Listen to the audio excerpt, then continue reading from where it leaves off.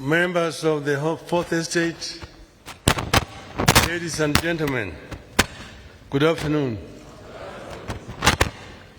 We have a statement that we want to issue today following the general elections that were held in our country on the 9th of this month. Today, I want to address my fellow Kenyans and the international community about the 2022 Kenyan elections and the role of the Independent Election and Boundaries Commission, the IEBC, the body mandated by the Constitution and the law to conduct and manage elections.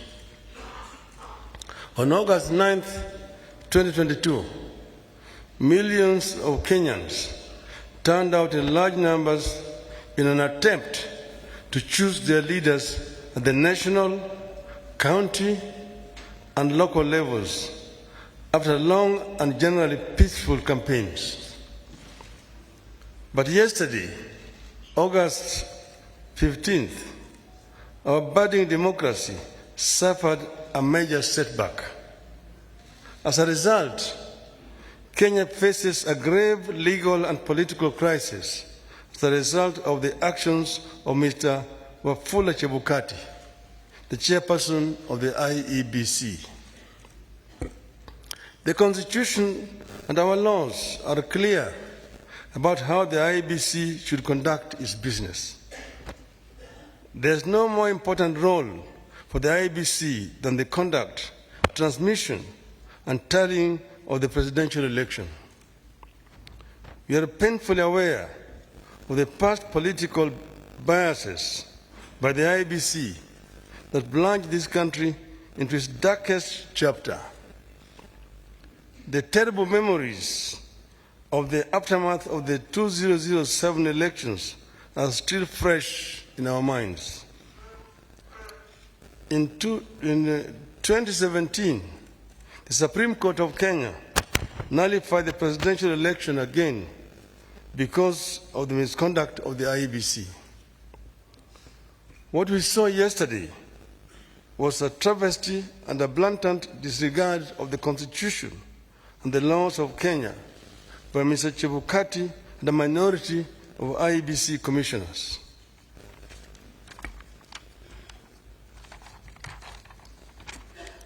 The law is clear on the role of the chairperson of the IEBC.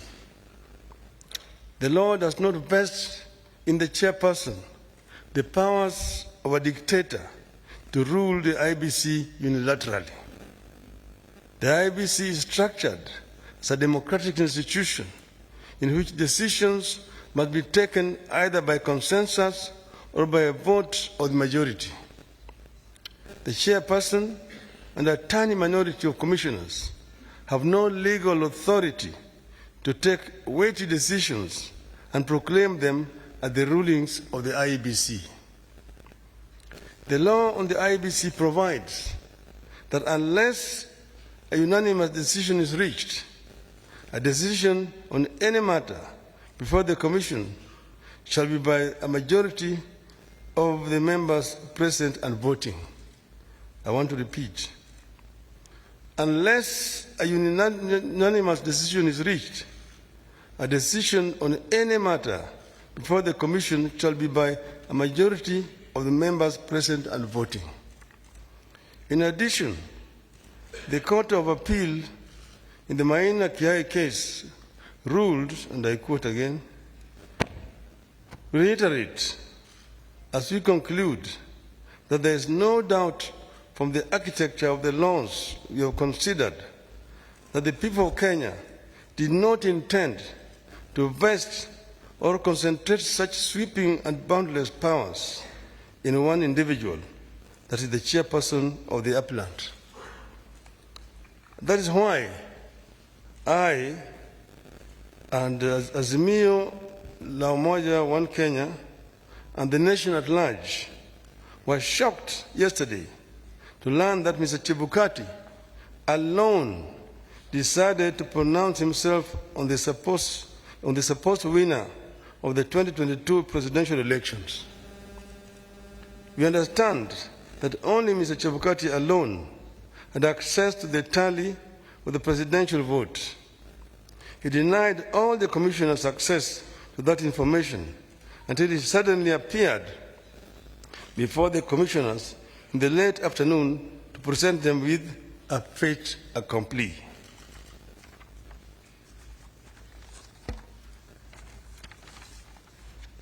Barely 2 hours before his announcement, Mr. Chebukati called a meeting of the IEBC and revealed to them the different results he was going to announce.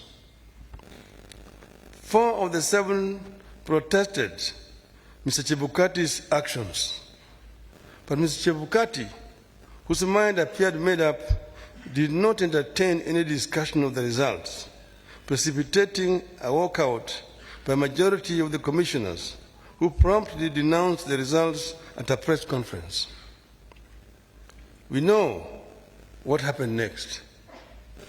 A majority of the commissioners walked out and held a press conference where they denounced the results. Our view in Azimio is clear. The figures announced by Mr. Chebukati are null and void.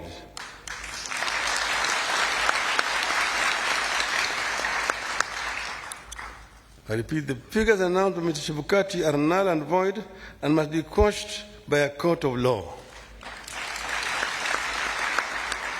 In our view, there is neither a legally and validly declared winner nor a president-elect.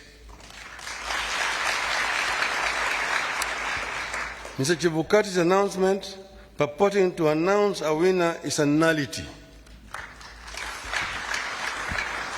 He acted with gross impunity and in total disregard of the Constitution and our laws. He could have plunged our country into chaos had our supporters not exercised great restraint. Such blatant acts of impunity can be a threat to the security of our country. It is not up to us to decide whether Mr. Chebukati has committed an offense. We leave that determination to the appropriate authorities. But for avoidance of doubt, I want to repeat that we totally and without reservations reject the presidential results announced yesterday by Mr. Chebukati. I want to commend our supporters for remaining calm and keeping the peace, and I urge them to continue to do so.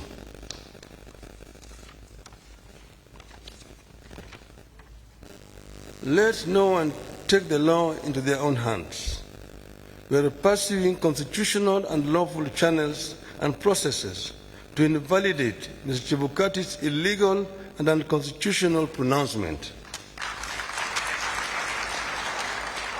We are certain that justice will prevail. I want to further commend the heroism of the 4 commissioners, the majority of the IEBC, who stood up to the bullying and the illegal conduct of Mr. Chebukati.